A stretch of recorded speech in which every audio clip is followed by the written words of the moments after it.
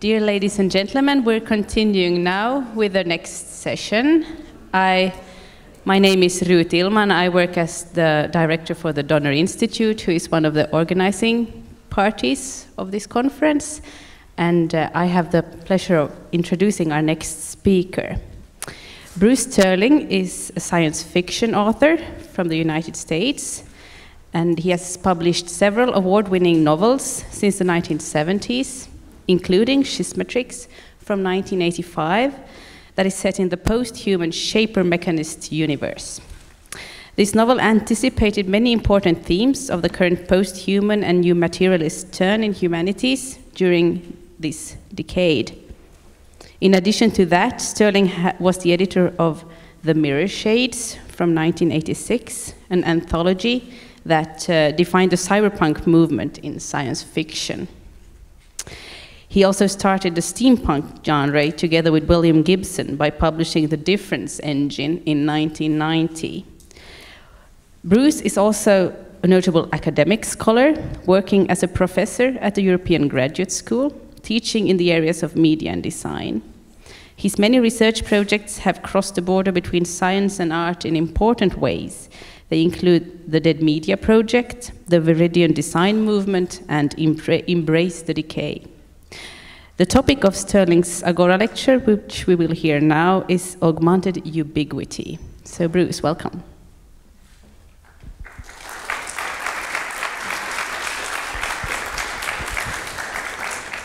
Thanks very much. Okay, that was almost sort of accurate. I'm always surprised to hear myself described in this way. I'm happy to be here in your fine city. I brought you some gifts. Thank you for your hospitality. This is some print media here, a magazine on augmented reality, which is one of the few magazines on augmented reality, actually, and it comes from a school rather like your school here in Turku. So I'm going to talk about two of my favorite topics today, augmented reality and ubiquitous computing, and I'll explain why I like them. I'm not a guy who's active in either of these places. I am a science fiction writer, I'm a novelist, and sometimes a technology art critic and a blogger.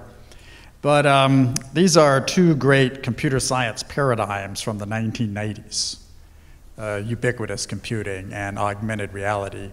And they're basically metaphysical ideas.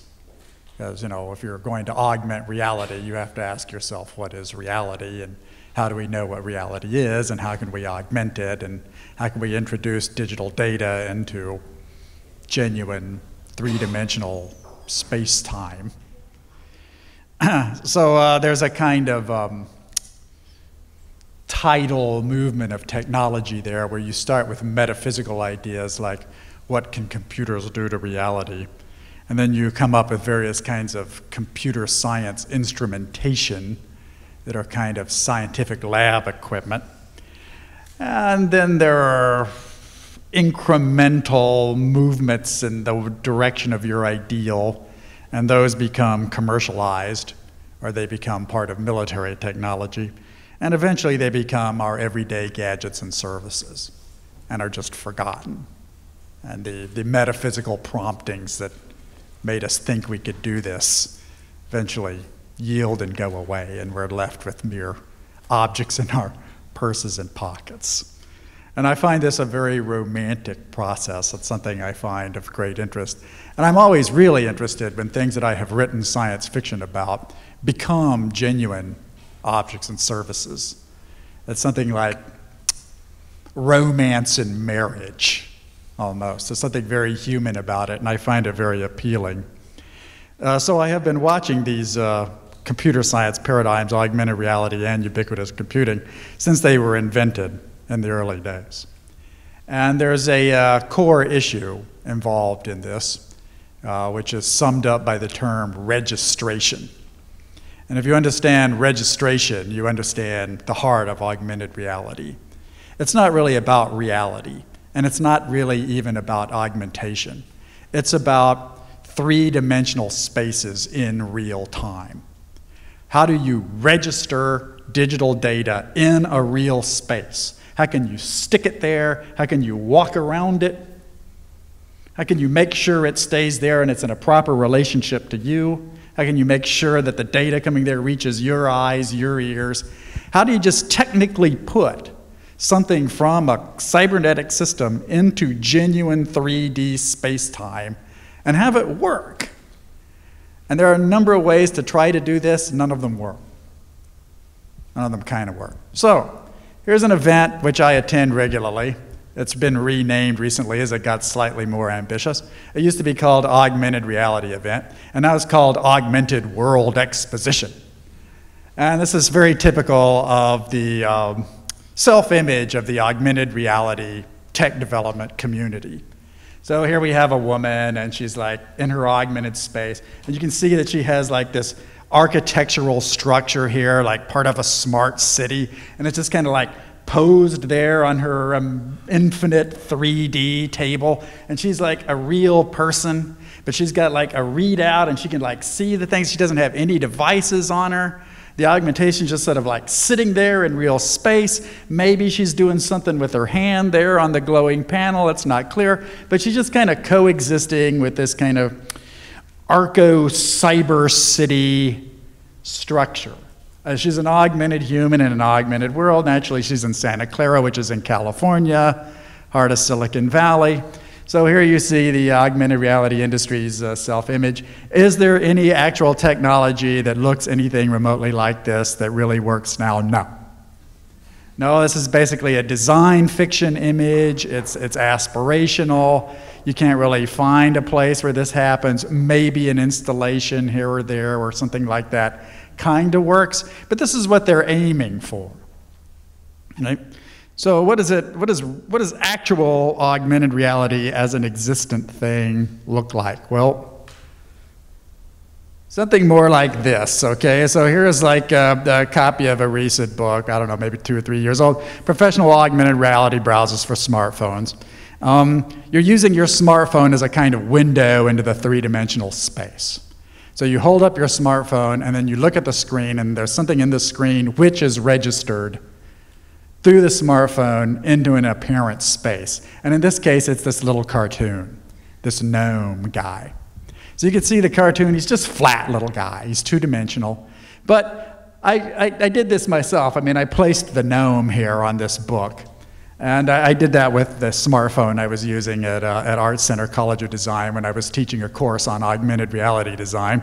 And the way you register this guy is simply by squeezing him down with your fingers so you can like make him the size of the thing in the background, right? So I could have made him really tiny. I could have put him inside the O in the word browser. But I carefully shaped him, and I had him sort of standing in the little city.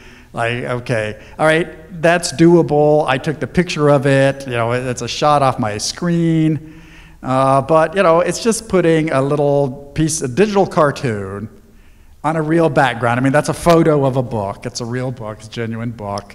Got a lot of coding in it if you're into that. And it has a 2D cartoon kind of place on the top. And he's kind of roughly associated with the 3D background that he's working in. And this was state-of-the-art in augmented reality. Well, it's not state-of-the-art, but it's a state-of-the-art commercial app that you could buy for like 99 cents. And he's actually socially mediated, this little gnome. You can like give the gnome to other people, and he carries all the photos that he took with him. It's a typical kind of smartphone toy, right? But that was some time back. So here's another version. Oh no, this isn't it. These are the early startup group of the Augmented Reality Consortium. So here's the Augmented Reality Consortium. It's a group of people from around the world who all went into the augmented reality business at the same time. Many of them were European. They'd learned about augmented reality in their computer science courses. They found out that smartphones existed that had enough computational power to do some of the things they were doing in the lab, and they thought to themselves, by golly, I've graduated now, and you know, I've got my doctorate, and I'd better earn a living, and I think I could take this stuff that my professor has taught me, and maybe I can actually make a real business out of this. And they all happen to know one another. So they formed an industry group, the Augmented Reality Consortium. This was about 6 years ago. So we got Zugara, we got Y Dreams from Portugal, Tanchidot from Japan, Layar is in there somewhere, Matayo. These are their logos. You can see that they're kind of cartoony. I mean, they're, it's like an animation business, a special effects business. This was maybe 6 years ago. These are the people at last year's Augmented World Expo. These are the sponsors, guys who are showing up. You see there's some of the old ones are there. Layar is still there. But there's a bunch of new entrants into the field. Augmento is there, Catchum, Viewforia, Dacry. They've got lots of startup money. That's why they're up at the top. Sony has decided to show up. Some tech people of tech museums showing up, getting some cultural guys kind of interested. ISMAR, which is the academic group that does augmented reality stuff. So Stupid Fun Club, who are gamers, right? So this is just the kind of power cluster of people who are now involved in the contemporary augmented reality industry. And it really is an industry. I mean, it's become an industry. It's not like a sci-fi idea. These are people who really make products, and they really do services. They have real offices. They're guys who just augment reality all day. They are answering the phone. Yeah, we can augment it, sir. How much do you want? They go at it full time. Some of them have been doing it for 12 years. Some are pretty good at it, really good software engineers. Other guys are just kind of startup guys. The people who do it in gaming. They have various backers of different kinds. But it's not an accident that they all know each other or that they all cluster at these events in Santa Clara. They get in there, they headhunt each other, hiring away talent, trying to find more startup money. Costs about $11 million to start up an augmented reality company. You want to be a serious player, you need about $10 million, which is not a lot by Silicon Valley standards. But if you got $10 million, you can go out, hire yourself some engineers, get some programming talent, graphics guys. You can call the cell phone companies, they'll talk to you. Do something for the iPhone, do something for Android. You can do things for browsers. You can do installations like Y Dreams does. You can do kiosks. There's all kinds of specialized little sub areas. All these guys are jostling one another. They're trying to find a way to make a living. Most of them are in debt. Most of them are burning their way through venture capital. Most of them will go broke. Most startups go broke. The survivors will hire the guys from the dead companies and go on. It's surprising how few of them have gone broke. None of them have set the world on fire. But although it's a toy industry, which is like beloved of science fiction writers, it's not an imaginary industry. It's as real an industry as the computer game companies were in, say, the early 1980s.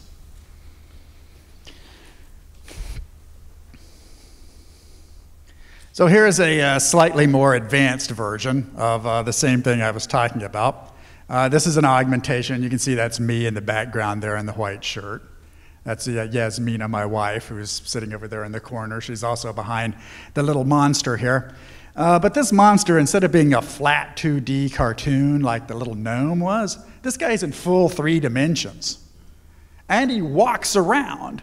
He's animated. He's like walking around the tabletop. It's kind of like, you can see him sometimes he turns around. He's in full volumetric thing. He's got pixels. He's got vectors. He's just like an animated creature out of a online game like, say, World of Warcraft.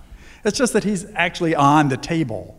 Or he's not actually on the table. What he is he's visible on the screen on a handheld device that is being held above the table. But somebody just did a screen capture. And he's walking around on this little square here, which is called a fiduciary marker. And the fiduciary marker exists for the problem of registration, right? So the system looks at this square, and when it sees, it measures the angles of the square, and then it knows the geometry of the space. So the creature is created in strict proportion to the size of this fiduciary marker. And that's how the registration problem is cracked. See, if you know what this looks like, then you know how big he's supposed to be. And he will wander around as long as the registration marker is in the screen. If the registration marker vanishes, he vanishes instantly. Just, he's gone like a rainbow. There's just like no sign of him. I mean, that used to be the case. Now they've got more advanced versions of this where he'll actually wander around the entire tabletop. Like Matayo's got software that can do that. It's a marker-free registration. Marker-free registration. You can take a picture of the background and you can have a system try and figure out the geometry on the fly and then insert the augment into that. It takes a lot more processing power and considerably more sophisticated software, but it is getting more sophisticated pretty fast. And so is the hardware. And there are a lot of people investing money in trying to do that. So here you've got a 3D walking monster cartoon right out of Hollywood, out of the effects biz, walking around on a tabletop. You can find one tomorrow. It's really quite fun. So who gets involved in this sort of stuff? Well, you know, obviously there's all these companies that I was talking about. Qualcomm is into it. Intel. You know, there's industrial backers. There's the kind of people who have $10 million. And then there are people who are actually augmented reality artists. They're like, hey, I just think this is like a cool thing, and I'm going to like use it as a means of self-expression. And here's one of them. This is Helen Papagiannis from Toronto. Young woman, media studies grad. I think she's got her doctorate now. She's off working for some AR company. But Helen is, you know, somebody who's very knowledgeable about media history and just genuinely in love with augmented reality and really just wants to like do augmented reality tech art. And that's pretty much what Helen does. I mean, she invents these installations and she does like little registration things and she animates things that go on things. She does like magic books and little kid toy style things, and that's just pretty much her métier, you know? It's like Helen Papagiannis from Toronto, like well-known global augmented reality artist, and she goes around like me talking about it, doing demonstrations of it, very friendly, open person, kind of a den mother of augmented reality art. You know, if you hang out with Helen, you're gonna like learn about it. If you wanna be an augmented reality artist, you gotta know who Helen is. She's just a, you know, a one-woman operation in this sense. She's not an industrialist. She's not trying to make a ton of money. She's just a tech art person. Here's one of her colleagues, and she's not American, by the way. She's Canadian. And she doesn't have glowing red eyes, actually. I took this photo of Helen myself, and I saw the contact flash on them, and I actually amped it up a little and then sent it to her as a gift, you know, because I know Helen, and she thinks this is hilarious. She often uses it as her publicity photo, in fact, and it helps that it has this mysterious box over it, you know, which is actually, you know, it's not like a super box of any kind. It's like a ventilator or something harmless. But I took this at a party in Toronto, and it's become one of Helen's trademarks. You'll notice she's wearing this kind of cool cyberpunk tech chick gear here with the sleeveless thing. Yeah, kind of styling it, or Helen. And this is Sander Veenhoff. Sander Veenhoff is a Dutch guy, and he was artist in residence at Layar, who were one of the first augmented reality startups. So Sander's a coder. He's a guy who's a professional software coder, wrote a bunch of web apps and that kind of stuff. But he also got interested in augmented reality, and he's invented a lot of the code that people use for AR tech art, and he's just come up with things to do with it that nobody imagined doing before. He's made like the world's biggest augmented reality sculpture, which is like bigger than planet Earth, but it's just an augment. He's done all kinds of you know, political interventions with stuff. He's done installations for things. He still does them. He's a hacker, very technically inventive guy, not really super personally expressive. He's not like a portrait painter, but he is a guy who sort of understands the limits of the technology and is sort of methodically pushing development So Sander's a very good guy to know if you're at all interested in this. He's Venhof. He's done a lot of writing. When I was teaching augmented reality, he showed up for my class and lectured and was demoing stuff. So he's just a typical useful guy. What would you call him? An opinion leader. He's a thought leader. He's a thought leader in the augmented reality art space, our Sander. And he looks the way you would expect an augmented reality artist to look. And he talks just the way you would expect a Dutch geek who's super into high-tech art to do. So that's Helen and Sander. Delightful people, quite good friends. So we now come to the issue of ubiquitous computing, as opposed to augmented reality. You may know that I was talking about two of them. It's like augmented reality, which is centered around the issue of registration. And here's ubiquitous computing, which is invented at pretty much the same time. Came out of Xerox PARC, the famous Xerox Research Lab. Masters of the GUI interface and so forth in the early 1990s. So ubiquitous computing is actually a bigger idea than augmented reality, because ubiquitous computing is about moving computational structure outside the box and into real three-dimensional spaces again. But you can see there's considerably more industrial interest in it. This is the Internet of Things landscape, Internet of Things being a kind of synonym for ubiquitous computing. You're just like making real objects into part of an internet space. And you can see how it's kind of split up into various areas: the connected home, lifestyle applications, industries, the industrial internet, which is used for manufacturing, smart city stuff, and so forth. And there's a lot more participants in here than there are in augmented reality. And they're much bigger. IBM, Cisco, Honeywell. There are startups here: Nomi, Placemeter, Euclid, guys who are going to die, people you've never heard of. But then there are also very heavy-duty people: Stratasys, the 3D manufacturing guys, 3D printer guys, Kickstarter, various kinds of Web 2.0 applications that are interested in locative stuff. I mean, this is a big industrial space. It's kind of diffuse. But I've been interested in it for a long time, and I wrote a book about it called Shaping Things, which is it's an industrial design theory book about what it might be like to live in a real Internet of Things. But there are a lot of people going on here. It's more diffuse than augmented reality. If you go to an augmented reality event, at least people know what they're talking about.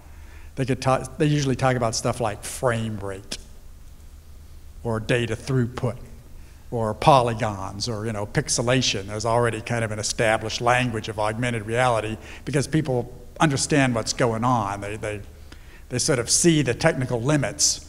They've kind of invented their own language, which I find fascinating. Being an author, I really like language. Whereas in the Internet of Things or ubiquitous computing landscape, people really don't know what to call it yet. They just sense that there's a lot of money in it, and that's a very powerful command and control method. So that's ubiquitous computing. It's kind of registration versus locativity.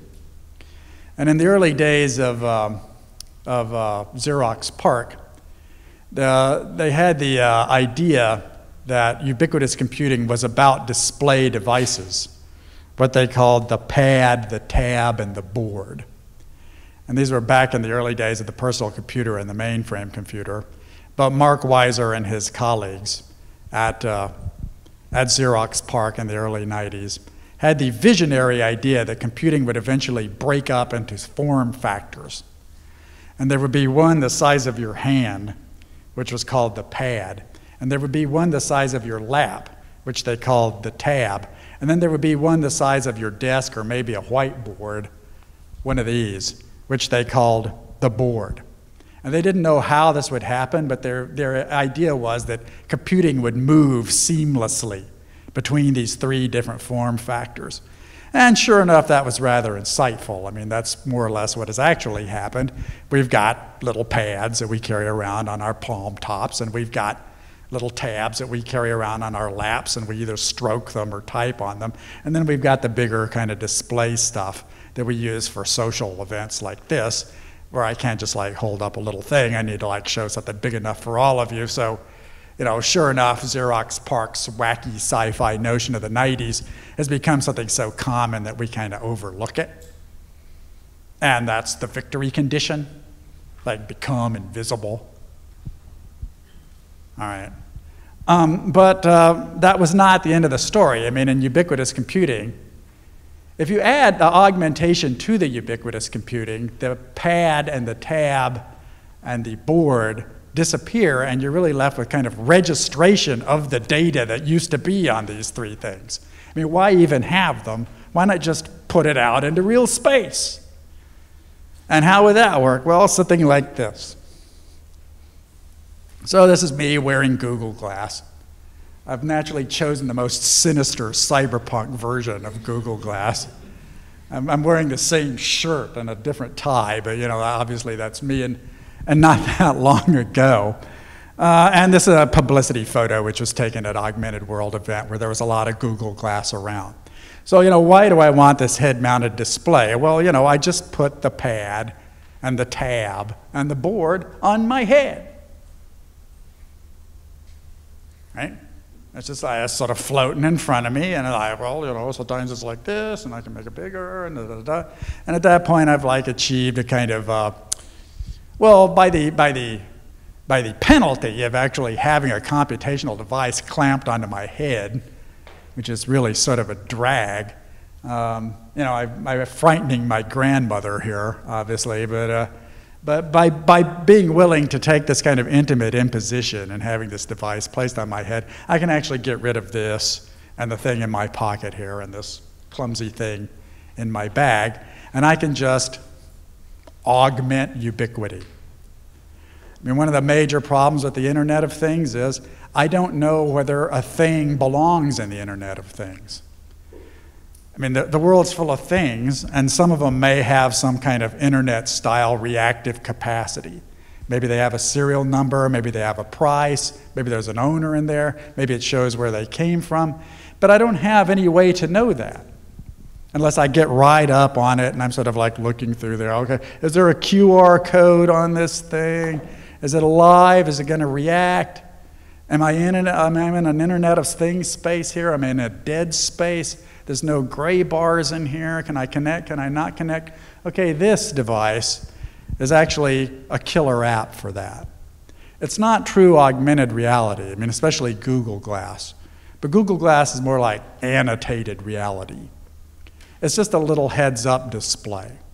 And it shows up as a thing suspended in space that has about a form factor like this. I mean, when you're wearing Google Glass, you have a little lit screen, which looks like quite like a computer screen from the early 1980s, kind of like a toy joystick, Atari 800, 400, something like that. And it's suspended everywhere you go, I mean, when you turn it on at least.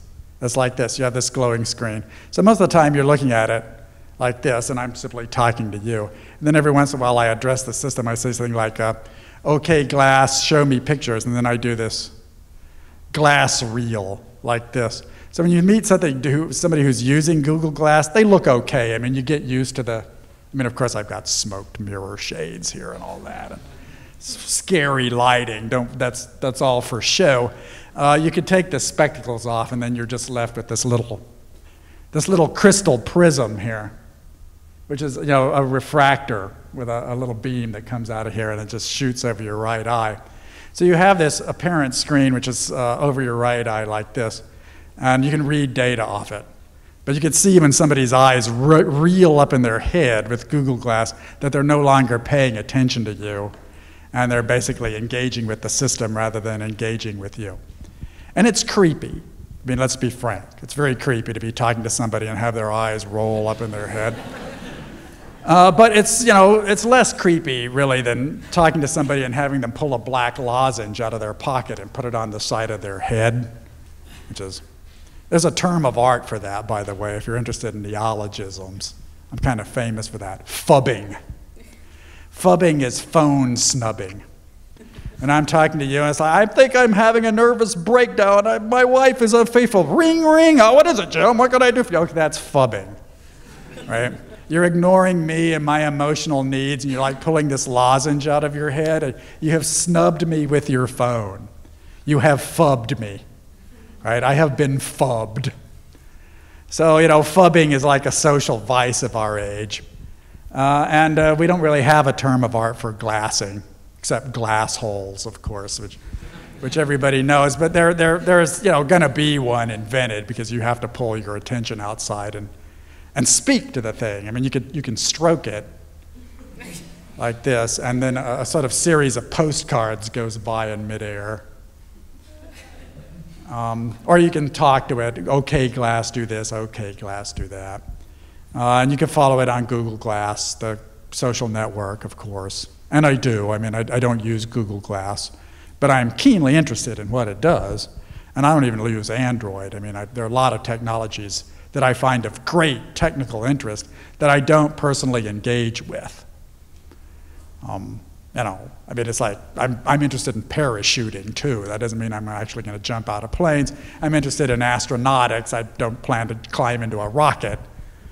I'm just interested in it, so I follow what people are doing it, and I follow critics who are doing it, and I'm closely connected with people in the development community who want to do stuff with glass.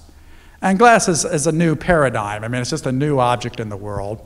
And it's got a lot more technical muscle and commercial muscle than most AR startup companies do, because you know, Larry and Sergey are not. They're not Helen and Sander. I mean, Helen and Sander are artists, and Larry and Sergey are billionaires and tech moguls. So when they arrive on the scene, it's as if somebody had come in with a tactical nuclear weapon. They can really change the technical landscape, and they will. And Sergey in particular is the archangel of Google Glass. This is one of Sergey's babies, and he's just the Russian visionary who's got a bad case of Jobsitis now. He knows Jobs is dead, and he's kind of stepped into Jobs' plastic crocs, and he sees himself as the insanely great visionary of Silicon Valley who's going to take risks and break open product categories and do weird stuff, and you know, Sergey can do it. He may not be able to do it as well as Jobs, but Jobs also had many failures. And in some ways, Sergey is smarter than Jobs because he's standing on Jobs' shoulders. So this is not a mere gimmick. This is a serious intervention in the tech space, and it's been very closely tied in with the other things that are being done within the Google stack, as people call it. It can be paired with things like Google Goggles, which is the visual recognition program. I just take a picture of something, and then it's uploaded to Google, and Google recognizes it and tells me what it is. It may be able to tell me where I am. For instance, if I take a picture of the Eiffel Tower and I upload it to Google Goggles, Google Goggles will not only tell me it's the Eiffel Tower, it can photogrammetrically locate me in a 3D space because it sees where I'm standing and it sees the proportions of the tower, and it can use the tower as trigonometry, right? As a geometrical structure, and then it just figures out exactly where I'm standing, and I don't have to use GPS or any of the rest of this stuff. I have solved the registration problem. It's registered me in Paris simply by looking at the skyline, because of the large database of the skyline. And it can use the skyline in the same way that this little guy uses this square. So if I know that, I could put things in the skyline too. I can just shape augmentations and I can put them through the city. Maybe a big red arrow that says, there's beer here, you know, whatever may be required. It becomes doable with this device. It's of great interest. It may not work, it could fail. There are a lot of reasons that things fail, but there are a lot of reasons why things work too. It's just, you know, that would be augmented ubiquity. It's wherever I go. It's tied into an Internet of Things. I'm part of an Internet of Things, and I can place augmentations into any space in which I exist. And it turns out that things that seem separate, augmentation and ubiquity, two entirely different metaphysical ideas of computer science, turn out to be related through the instrumentation, and they just become features. They're like pulled down integrated pieces. Once you've actually got the hardware, you don't have to make the metaphysical distinction anymore. I don't really care if it's augmented or if it's ubiquitous. I just go and do stuff. It's just part of my lived experience. So, you know, where does that come from? I mean, how's that supposed to work? Well, I don't know how much of this you can see, but here we are. This is basically a problem in user experience. I've just got this thing on design. I'm just experiencing it wherever I go. Kind of always on. I'm like in there. I got the thing on my head. Stuff's popping up, phantoms. I'm whipping things, I'm taking pictures of things. My social network is indistinguishable from my city. Like on there, I'm having breakfast with it as I'm augmenting my waffles. My wife and I are phubbing each other with our head-mounted phubbing display, whatever. Okay, who's supposed to like figure out how that works? Well, you know, everybody, really. I mean, this is design. I'm a design writer. I do a lot of writing for Design Magazine. Okay, industrial design, human factors, ergonomics, architecture, motion design, communication design. Everybody's sitting here trying to figure out who actually like owns it. Is it a software thing? Is it Google's thing? What happens when Apple does a head-mounted device? Is it like Facebook augmentation? Like maybe something that the state of Finland might take an interest in? Like Finnish augmented reality. It's all in Finnish. Okay, well, you know, I mean, these are neologisms. How do you tell the difference between information architecture and communication design? It depends on what events you go to, who your colleagues are, what magazines you publish in, who hired you. But this is what it would take. And that's a lot of work, but it's not beyond human capacity to do it. I mean, I actually expect it to happen. I think that when I'm an older person, basically when I'm feeble and helpless, I'm going to be living in a situation of augmented ubiquity. That's how I expect to end my days. And I don't think anybody will notice. It's not going to be super amazing. It's going to be more like, hey, look at that tired old guy who's like barely able to hear and see. Well, you know, at least he can find his door because like the system's yelling at him. Like, the doorknob over here. Right? Okay, it's perfect for elder care in a lot of ways because it's taking things that we've done through labor and kind of automating them. And you know, the ideal use for augmented reality is not the 99-cent app that makes somebody a millionaire. The people who really need augmentation are people with damaged reality. People who can't see, people who can't hear, foreigners in a strange environment, the elderly, people with deficits are the ones who like really have a moral need for this and kind of a genuine everyday use for it. So I think I will probably end up in such a situation. And it helps me to think of things through in that way. It's like you're kind of building your own mausoleum here and, you know, and involving myself in this. And it won't happen instantly because, you know, I've been watching augmented ubiquity and, well, augmentation and ubiquity. I've been watching them for, well, since 1990. And they're crawling along. I mean, it's not the atomic bomb. You know, it's like you don't wake up one morning and everything's been ubiquitized. What you see is this sort of creeping process of innovations, applications, unexpected uses, small ones, and they're carried out by people like this, you know, not weird strangers, not freaky intelligence services, but the kind of people I hang out with and pay attention to and learn from. You know, they're really useful. New gizmos are appearing on the scene. 2013, a very big year for devices in augmented reality. Not metaphysics, but objects. And cheap ones that work. This is the Leap motion controller. Came out this month. It's a device which basically registers your hand in space. It has infrared cameras built into it that send up very bright beams of invisible light from 2 directions. So you stick your hand into the camera and it looks at your fingers and it auto-magically calculates the shape of your hand from the reflection of the rays, which you can't see. They're infrared beams, but they're very bright. They're bright enough you can feel the heat from them. So it's like a little cigarette-sized toaster. I mean, this is the guy right here. This is a leap motion. Right, and it's sending up rays in a space about this big. And you can see that the user is just sticking his hands into this space. There's no mouse. There's a board, but there's not a pad or it's not associated with a particular device. I could just stick my hand into this particular space and then do gesture controls for pretty much anything. I mean, a projector device, a game machine, big one, small one, whatever I like. But it's just much, much more accurate than anybody expected to see. I mean, it's 100 times more accurate than the Microsoft Kinect, which is a game machine where you sort of stand across the room and wave your arms in various ways, kind of faking golf. The new Kinect in the Microsoft Xbox One is pretty accurate, but the Leap Motion is a lot more accurate and a lot faster, and it costs like $80. It's nothing. It's like Tech Art City. Hack your head off. You can buy lots of Leap Motions. People are trying to figure out how to chain them together.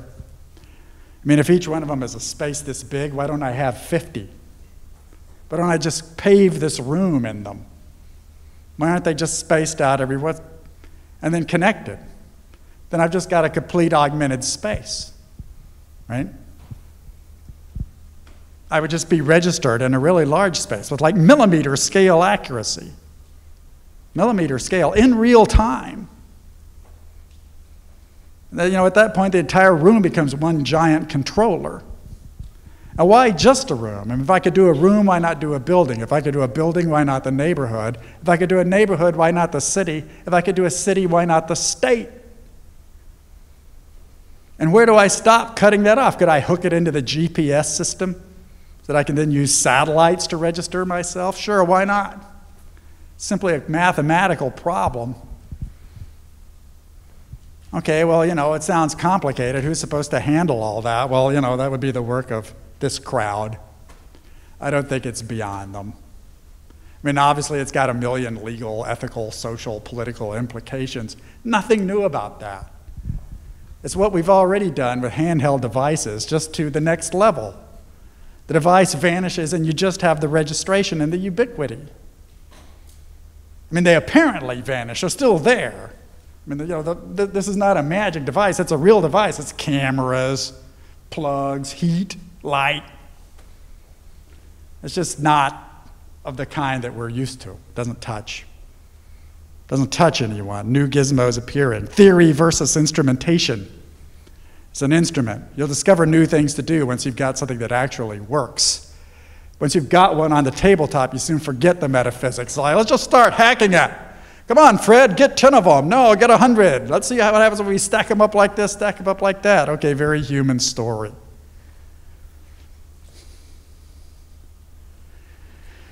This is MIT Media Lab, busy at work, one of the inventors of the idea of the Internet of Things. This is the Fluid Interfaces group, Patty Moss and some of her grad student slaves. Okay, here's a thing with the internet attached. Smarter object.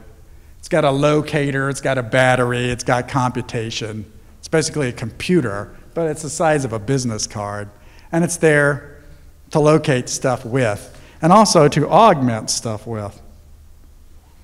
So here it's using Vuforia, Qualcomm's Vuforia, which is an augmentation set of software. And with this particular device, you can just put a fake set of controls, an augmented set of controls, onto a physical object. You sort of like rip the control skin off, and you can have a stereo that looks like, say, just a blank square, just a black cube. And I take all the stereo controls and I put the controls into space. And I just carry the controls around on my pocket. then no one else can use the stereo. It's like the monolith out of 2001. It's just a black piece of structure. And then I overlay augmented industrial controls on it, a volume knob, a tuning knob, stereo. And I just use my hands. Just I rip things at space. I could put the controls of a device on this. So here's my device, here's my iPad. I can use my iPad to impose control systems on these smarter objects. I mean, this is augmented ubiquity in some very interesting fashion. I could do a doorknob with this. I could just remove the door of my house and then just put a fake door on a handheld device. I walk up to the door, I tap on the device, my door opens. Nobody else can get in. It's not even obvious that it's a door. I mean, once I've removed all the functionality and I'm carrying it in my pocket, there's no reason for it to be even visible. And it's doable today. I've seen it done. They were demoing it at South by Southwest 2013. They were in a tent, tuning into a radio with an anonymous blob, just whipping through internet radio channels. Let's SoundCloud this. They didn't even touch the radio. The radio had a radio inside. There was music coming out. There were just no visible means to do it. So this is in the lab, you know, and they're doing it as kind of like metaphysical reason. It's like, gee, what if we just took the controls off and put the controls in midair? Okay, that's a very good media lab grad student slave thing to do. What does that happen when it escapes into actual daily practice? A very interesting question. Do I have a gated exclusive community where only people with certain devices can do anything? Could I build a town along this way? Just say, only guys of a certain income level can use the traffic lights? It's easy to imagine all kinds of applications for it. It would make quite a good sci-fi story. But it's going to come to pass. Something like that will occur because it works. It doesn't work full time, but it does work. So, in conclusion, this is an image that comes from Intel, who have started up their initiative called the Perceptual Computing Initiative. It's something I'm keenly interested in. I was covering it on my blog at some length because I'm very interested in the paradigm behind it. Intel, as you may know, are manufacturers of chips. They do motherboards and computational devices, Intel inside. But Intel does not do social media, and they don't do consumer devices. They just make hardware, right? But Intel has noticed that hardware is drifting out of the box. It's not in the pad, and it's not in the slate or the board. The computational power is moving into devices and onto the web. And this leaves Intel in a rather difficult situation because Intel is interested in making super effective, super well-engineered, big hardware. So what can you do with it? Well, you can do augmented reality with it, or as Intel calls it, perceptual computing. So here's Intel's weird combo of gesture recognition, as with the Leap, facial recognition. It can see and read your expression, and a kind of three-dimensionality registration thing, which is based on this sophisticated camera placed on top of this big, muscular, expensive Intel laptop. And there are other things it can do too, like sound recognition. It has a lot of different capacities. Perceptual computing. But the thing Intel likes about it is that it's very processing intensive. It really takes big, heavy Intel iron. So they're trying to build consumer demand for their top-end objects. And being Intel, they have $100 million for this project. Like, come in and build something for us, hack something up in the lab. We're gonna give you a free one, and you can run it and do stuff. And I'm a judge. They asked me to be a judge for the Intel perceptual computing thing. They're dropping X million dollars. Does Bruce Sterling think this is a cool idea? Okay, I couldn't resist. it's a situation that I drifted into. You don't really I didn't ask for it. It's the sort of thing that gets thrust onto you when you've been around. But the thing I find comforting about this image, and which is a very alienating image, by the way. I mean, this is very cyborg, very man-machine. It's scary in the way that, like, Helen's picture is scary. It's scary in the cyberpunk way that, like, my Google Glass photo is scary. I don't find it scary. And I actually find it comforting. And the reason I find it comforting is that if you had shown me this image in 1991, when I first heard about augmented reality and the Internet of Things, pervasive or ubiquitous computing, and you had told me, you know, in 2013, this is the kind of hardware we're going to have that's associated with these technologies, I would have thought, oh yeah, exactly. Yeah, that makes perfect sense. Yes, of course it's going to be a computer, and it's got gesture recognition and facial recognition, and it's doing some weird volumetric stuff. Yeah, naturally you would have to have a device of that kind. There's nothing weird or alien about it. In fact, it's kind of a cozy line of technological development. It actually makes sense. So it doesn't frighten me. I don't find it alienating, even though it's framed for popular consumption with a whole bunch of, like, gosh, wow, kind of graphic imagery. I see it in context as part of a line of sensible technological development, not necessarily good or bad, but in its own way logical and part of the cultural logic of new media. I'm happier to see it than if I had not seen it, I think I would feel its absence. Why didn't it happen that way when there was so much energy and intellectual effort developed to these explorations? And now they're finally coming.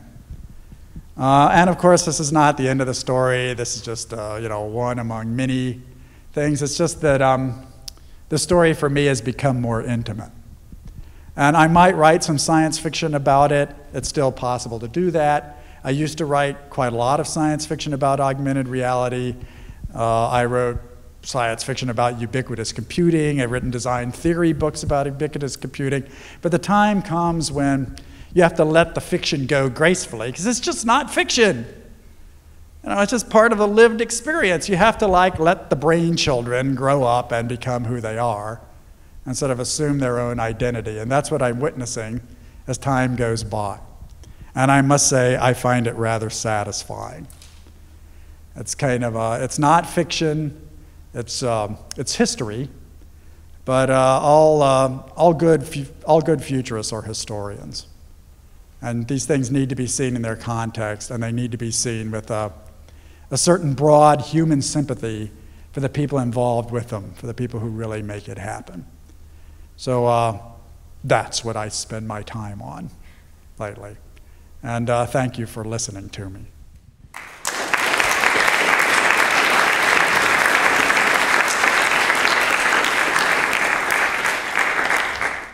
So we have time for questions. We would like to give the first question to Bruce. Just a tiny detailed question about Google Glass, since you are the first person I've met who actually won them.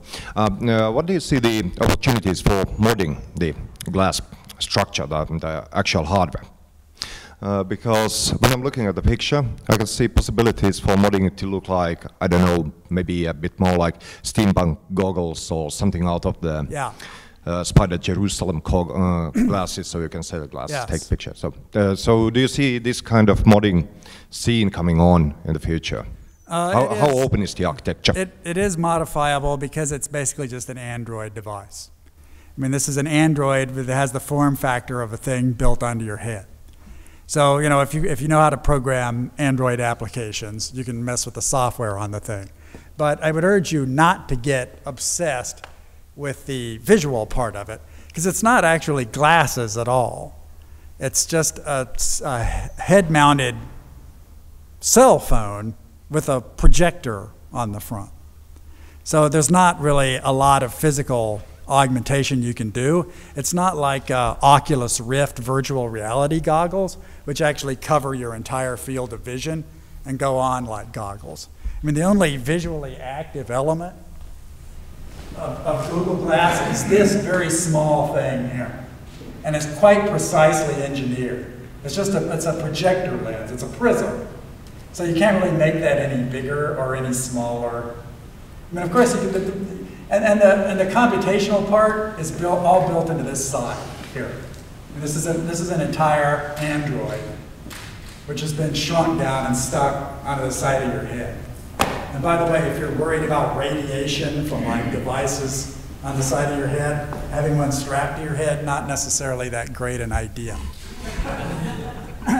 So it's not the visual part that's interesting. I mean, well, it is interesting because it's actually very well engineered, but the price point's should be pretty low. I mean, you can make one of these in volume for probably $200.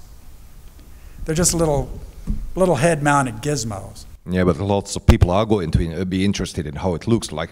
I mean, it looks dorky. You can't beat that. It's. You know, believe me, I have seen people try to do this for 30 years. This is not dorky. No, it isn't. I've seen the previous ones too. It's actually very sophisticated industrial design. Yes, to me it doesn't look dorky. It's sleek. I could show you 3 decades of massively dorky head-mounted devices.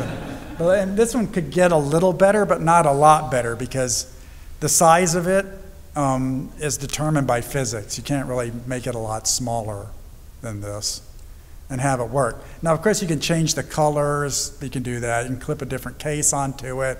You can put feathers on it, whatever. I think, personally, if I had redesigned it, I would make it collapsible, because I don't think it ought to be worn at all times. I think what you really need is something you can kind of slip on and slip off with some ease and regularity. But it's not that it's head-mounted. The head-mounted's not the complicated part. And Google is unafraid of competition, because this is not a head-mounted device. This is a portal into Google's entire matrix of services. So unless you have what Google can offer, which is like control over the Android operating system, and Google's gigantic databases, and Google's huge pipes, you can't compete. I mean, if you made this device in your laboratory, it wouldn't be that hard to make, but you wouldn't be able to offer any useful services. There would be no user value in it. So this is Google treating you basically as Android livestock. They're just moving you into a much more intimate relationship with Google, and they really don't want you to access other services other than Google stuff on this, and they're trying to find new ways to integrate Google into daily life. And this is a Google masterpiece, but it's just a head-mounted display for Google. The fact that it's on your head is almost irrelevant. I mean, you can port a lot of Google Glass stuff onto an Android. Just put it in your pocket. Just show. I mean, basically, as it works right now, it's basically a photo sharing service. That's what most people use Glass for, because you're seeing these kind of things appear in midair. Yes. Yeah. It's quite an interesting topic. Believe me, I could go on all day. I'm not surprised. It is an interesting topic, but there is something else that's interesting as well. You twice referred to intimate relationships, and we talk about augmented reality. And yet a lot of the technology we're referring to, Google Glass, the Leap Motion, got one instantly, the augmented IKEA catalog, are really about transporting what used to be a material connection into the realm of the immaterial. Yeah. The Leap Motion is actually really aggravating, because you're doing this all the time, which means you have no real connection to anything material. And if you think about a lot of what science fiction wrote about, including what cyberpunk wrote about, there was a certain squishiness to it, an organicness to it. Yet a lot of what we now talk about in augmented reality is the opposite of squishy. It is very much glass-focused, very much non-touch focused. Do you have any comment on that? Yeah. I also find that of great interest. It's like, why aren't things more visceral than they are? And there is an application for the Leap Motion, which is a surgical application. And that's about as squishy as it gets. I mean, you're actually dissecting somebody, and it acts as a kind of touch-based interface to medical imaging.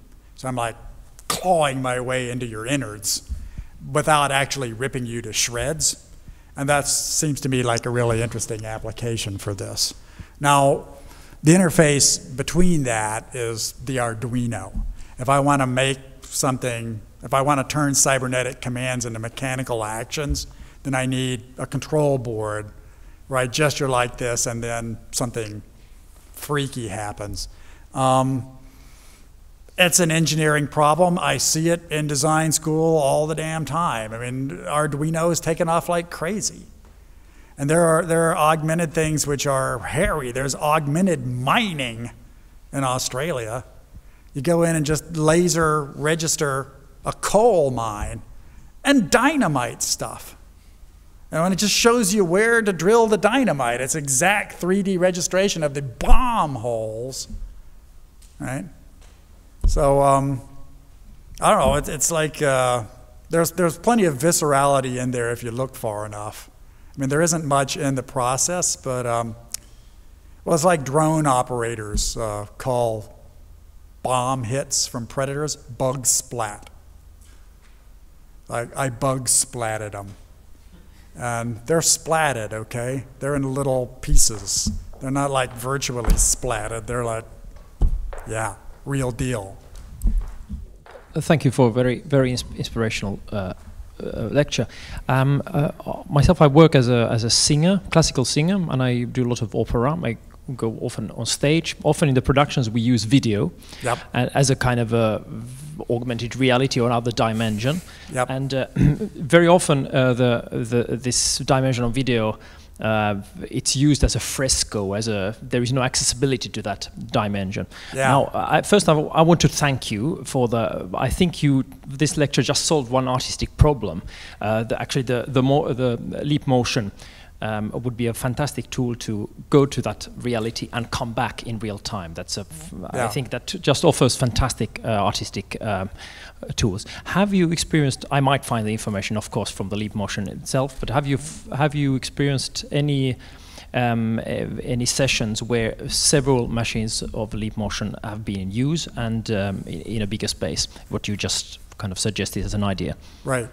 Well, I know people in the music business, being from Austin, and especially know tech musicians who have this similar problem. I mean, you're a tech musician, you're a techno guy, you're up there doing not very dramatic things with your hands, and tremendous amounts of digital noise are coming out, and commonly there's some kind of big visual backdrop. So these guys are always looking for the magic, rugged device that sort of enables you to do stuff with your hands. There is a Leap Motion app for music production. It's kind of like a theremin. Put your hand in space and, things come out. But there's also augmented spatial theatrical spaces. There's one that's just been created by a ballet company in Paris in association with Dassault Systèmes, who Dassault were producers of warplanes who got involved in augmentation through computer-aided design and computer-aided manufacturing. So they have built a space which I think would pretty well solve your problem. I mean, these are dancers, and they're moving through an instrumented space, and the light and the sound and so forth accompany them and can be triggered by the movements of the dancers. You could easily do an opera along that same line. I'm Turandot or whatever. I go in, I brandish my hand, and my Valkyrie spear appears in it. That's quite doable now. Yeah, it's great to go to It wouldn't be cheap, but I know people who would be able to do that for you if you had the funding. I'll offer you a beer. It's within reach of contemporary technology, is what I'm telling you.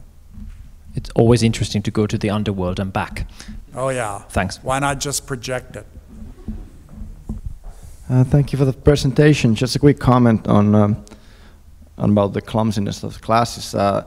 What Michio Kaku, the quite popular futurist, he's talking about the contact lenses that actually in the future you could use contact lenses instead of any glasses, but that requires some more sophisticated technology. I have another question concerning how we perceive reality, what is real. And it's very interesting with ubiquitous computing and then with virtual reality that if we implement virtual to the material world, if I make a distinction now that everything is material that I can touch, yes, like this chair, and everything is virtual that I cannot touch, like my thoughts, and also the monster that I can see, but I can't touch the monster. So if we start implementing these to our environment, and with the help of ubiquitous computing, and what is actually real? Like let's say Lacan's terminology that actually real is our thoughts, sort of, and symbolic is everything that we have built. So as you were talking about metaphysics a lot, yes, and so could it be possible that in the future the division between material and virtual could disappear, and we wouldn't make that distinction anymore? They will both be real. Right. Well, that's the kind of problem I would hear at European graduate school. And you may say that I have like my European graduate school thing here, and I am by no means a metaphysician, but I found in my explorations that, yeah, they commonly boil down to philosophical problems. And European graduate school is a school of media philosophy. And it's like, why is there even any such thing? Media philosophy, what the heck is he talking about? You know, I found out over the years that, yeah, you do eventually bump into these metaphysical problems, and, you know, you just have to deal with issues like ontology, you know, and kind of what is real. But it's easy. I mean, people, except for professional philosophers, people don't really dwell in that space. I mean, you can go to a magic performance and something unreal happens. And you're like, wow, how did he bring that rabbit out of his hat? But once it's explained to you, you don't go home and bring the rabbit out of your own hat, right? I mean, once you realize that it's not real, I mean, it's a piece of stagecraft, it's interesting once, and then your attention turns to other things. And that's one of the problems with augmented reality. People see it the first time, and they're like, I can't believe it. There's a little green monster wandering around on the tabletop. But then they realize that, you know, he doesn't really do anything much. I mean, his wandering around on the tabletop is kind of neither here nor there. It doesn't, you know. Whereas if I'm augmenting a coal mine and I'm actually blowing stuff up with dynamite, that's actually rather more serious. And then these industrial control things where I like walk through a door with augmentation, that's of considerable more human interest. It just has to do with lived experience. But I find that the metaphysical problems are very provocative to me, and they really help me as an artist. I mean, grappling with that has like given me a grounding in what's going on that I could not have ever gotten by just following the gizmos. I mean, following the gizmos is like being a greyhound on the track and having the mechanical rabbit always running ahead of you. I mean, when you understand the metaphysics behind it, you understand why people are engaged with it and why the same issues come up again and again and again in different techno-social contexts. So, I mean, it's a difficult thing to be a philosopher. I would not urge you to become a philosopher. It's like being a poet. That had better mean more to you than anything else in your life. But the questions that you ask are good questions. But you're not likely to get permanent answers to them because they're continually revealed. I mean, what is real? You know, if you ask people what is real over a century-long period, they always give you a different answer. If I can allow myself a question here in between, you touched upon it now just in your comment that you move in this landscape both as a fiction writer, as an artist, and as with a scholarly interest. And I was wondering whether you could say a few more words about how you see this interrelationship in your own work with the augmented realities, both as a scholar and as a writer. Well, there's a number of different ways to look at that. But you know, being a futurist, I tend to look at things temporally. So I think there are two periods where scholars really shine. And the one is in the lab, where you're just doing basic research on things, questions which are scientific or metaphysical scientific. It's like, what is the ultimate nature of matter? which is like a metaphysical question and also like a question in physics. And that's like an excellent thing for scholars to work on. And then there are applications of that, like say nuclear power or the semiconductor, which engineers then work on. And then there's a period where that sort of passes into everyday use, and it's part of, in our condition, contemporary capitalism. Like, does the market smile on it or curse it?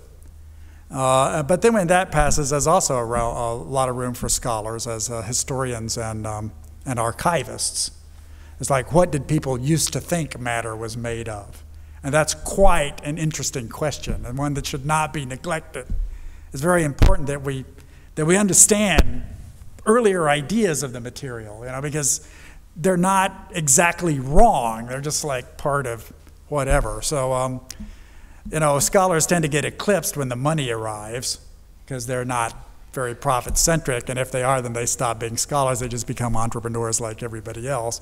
But then there's these periods outside that arc of mass development in the lab and in the museum where they do absolutely vital work.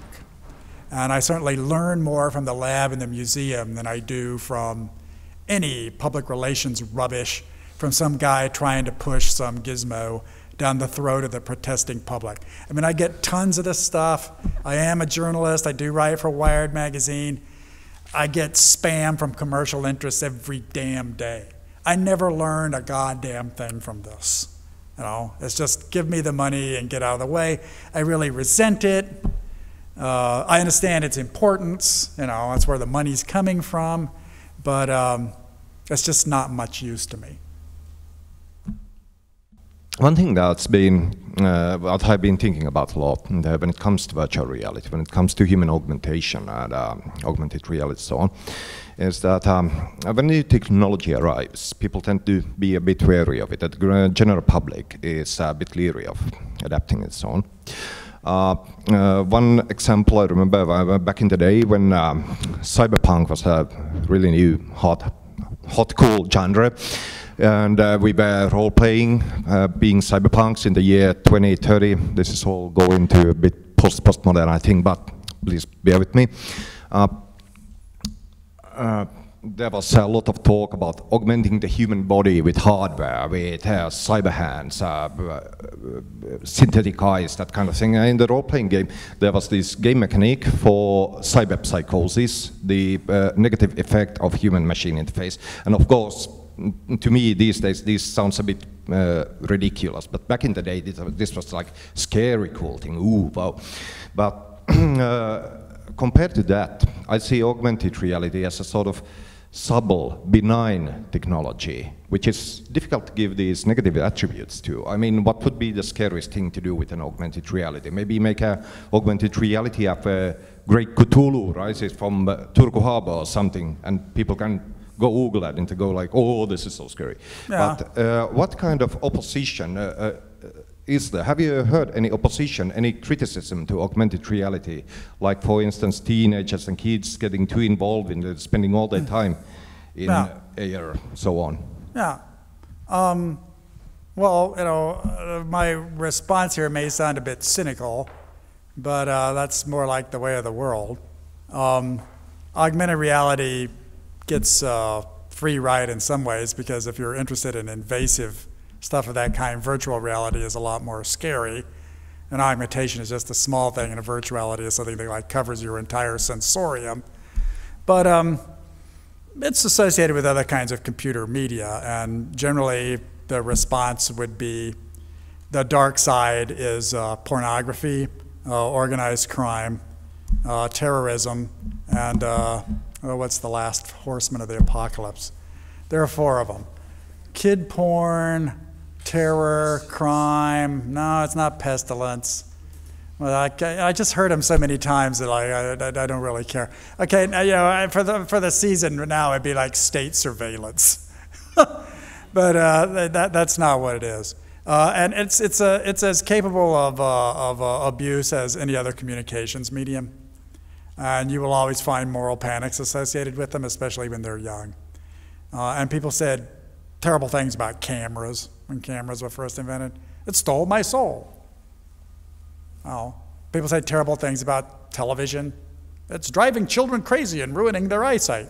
People said awful things about the telegraph. It's the end of diplomacy, you know, and you just see these things pop up again and again, which is where a metaphysical awareness becomes interesting. You know, it's like questions of evil.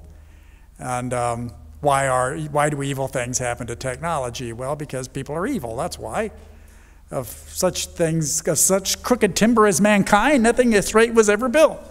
And you may be evil yourself, you know, you're evil to someone else, or you have evil intent to your enemy and you're doing some wicked thing, but you have this inner need to project it onto the technology. It's like, well, I was just fine before this augmented reality came along, and now I spend all my time looking at augmented dancing girls in 3D naked. Okay, you know, this is an old problem. There are dancing naked girls in Egyptian tomb art from 2000 BC. You know, there's no doubt this was a social problem at the time. It's not going to go away. You're projecting it onto this particular technical platform as fatuous on your part. It's not the fault of the device that you're obsessed with naked dancing girls. This is another problem of yours. When you're 70, you're not going to be obsessed with naked dancing girls. You're going to get over it. When you're 7, you're not that interested either. They're icky. You don't want to watch. Okay. You know, when you're making value judgments of this kind and projecting them onto technological platforms, you're committing a metaphysical mistake.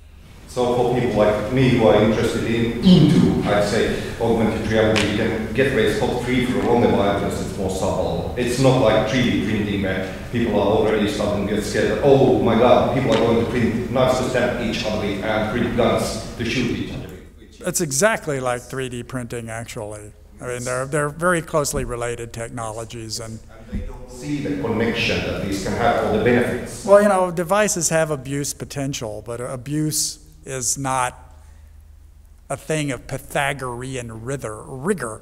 There is not an abusometer. I can't go out and say, you know, watching naked dancing girls is abuse on the level of 9, whereas using the services of call girls on the telephone is abuse at 11. I mean, they're both wicked things and, you know, repressed by society under various circumstances, but there's not an equation by which I kind of figure out the evilness, you know, unless I'm Jeremy Bentham or something. Greatest good to the greatest number. I'll lick the old pencil and work this thing out. So I'm happy to go on and have my preschool kids learn this technology and not be afraid that they will cause any harm, because I'm going to raise them so that they will only use it for you know, I think you ought to be afraid of it. You should be afraid of it the way you're afraid of any technology. You should be afraid of it the way you're afraid of cars or internal combustion or agriculture or, you know, a sharp knife. I mean, you need to be aware of it. Okay, thank you for your presentation.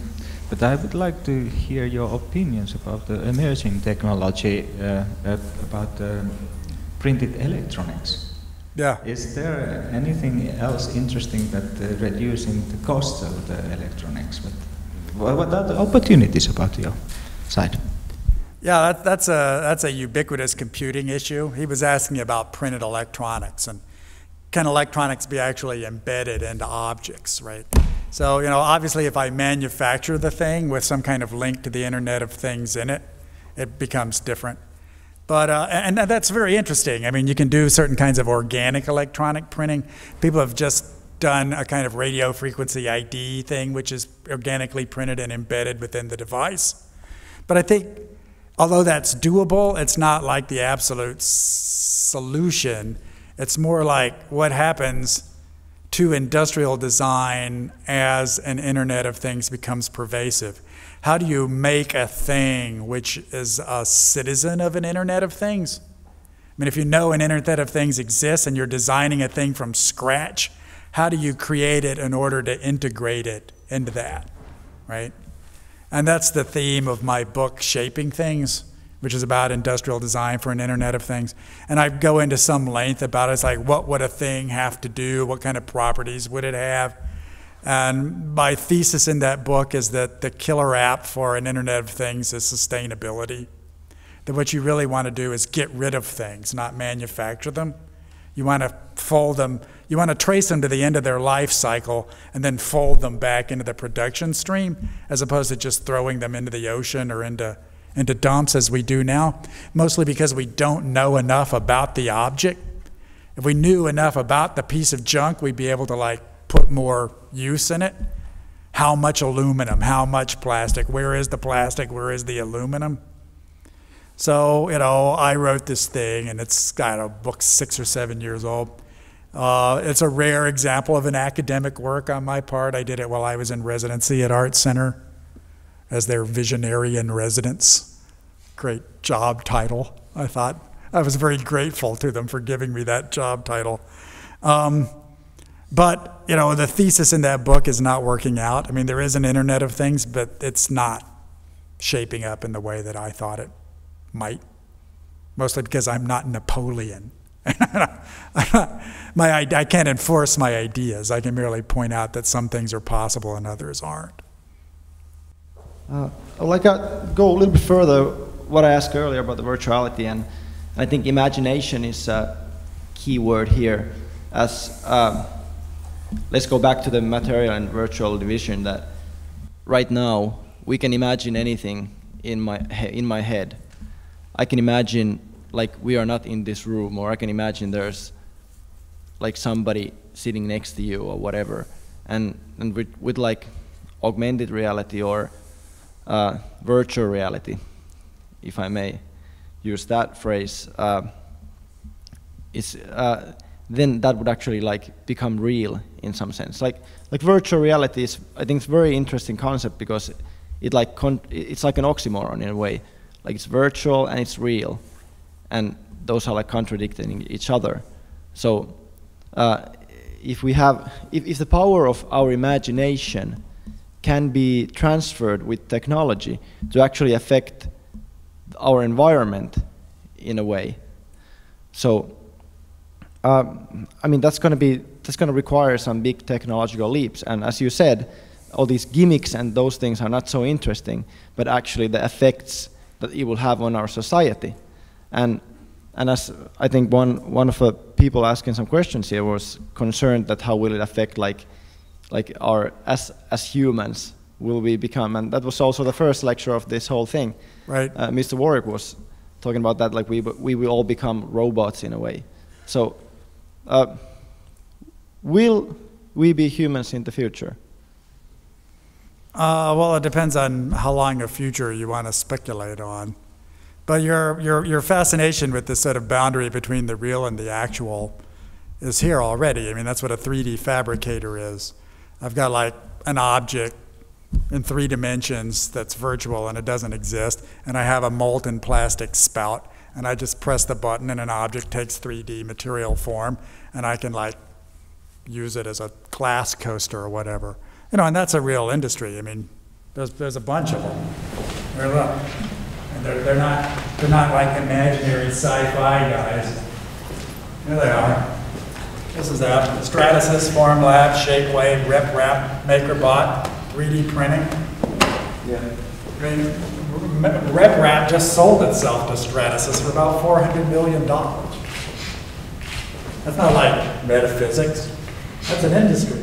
They're really there, and they really do make 3D material objects out of a formless stuff using software. So, I mean, there are more advanced ways to think about that issue, like programmable matter or network matter. I just wrote this story from beyond the coming age of network matter. It's all pals of mine, futurists, science fiction writers, writing about possibilities of smart matter. You know, it's just like, what if you do stuff on the material scale, you know, with just kind of a direct kind of finger snap from the actual to the virtual, or vice versa, because I can scan a real object and get its 3-dimensional parameters and port it and put it on the internet and then make it somewhere else, an absolute copy of the Venus de Milo or whatever.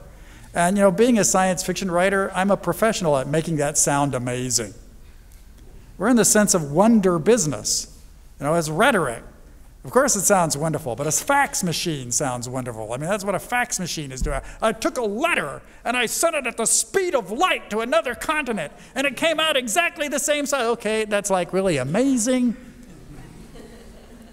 you know, and I could do that to you all day. But it's not what, I mean, it is what happens, but it's a rhetorical frame for what happens. It's like a metaphysical interpretation of what happens.